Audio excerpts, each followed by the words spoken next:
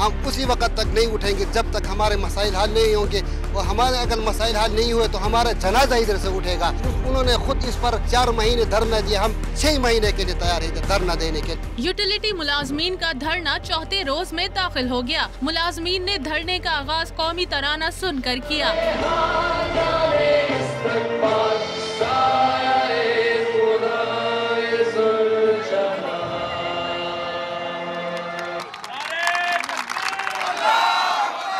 Utility stores की मुमकिना निजकारी के खिलाफ मुल्क भर से मुलाजमीन डी चौक पहुँचे हैं। वफाकी दारुल हुकूमत में मौसम ठंडा है। मुजाहिरीन दरिया और चादरें भी साथ लाए हैं। उन्होंने उम्मीद जाहिर की है कि हुकूमत उनके मुतालबात मंजूर कर लेगी। कल हमारे मुज़ाकरात जो नाकाम हुए हैं, अल्हम्दुलिल्लाह आज का टाइम दिया हुआ है उन्होंने, इसी एतमाद के ऊपर बैठे हुए हैं कि अल्लाह करे कामयाब हो जाएं।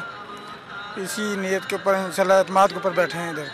अगर सोचा जाए हमारा यूटिलिटी स्टोर कॉर्पोरेशन जो ऐसा अदारा जो हुकूमती अदारों को चलाने वाला है, हम टैक्स देने वाले हैं, ना कि हुकूमत के टैक्स पर या आवाम के टैक्स पर अपने अखराजात निकालने वाले हैं। मुलाजमीन ने खबरदार किया है कि अगर मुतालबात ना माने गए तो वो 6 माह तक धरना दे सकते हैं। हम जब से आए हैं 4था दिन है ना, तो हमारे उन्होंने ये तो उस वक्त कह रहे थे कि हम इनको टेंट देंगे, हम इनको फैसिलिटीज़ देंगे, धरने पे आए।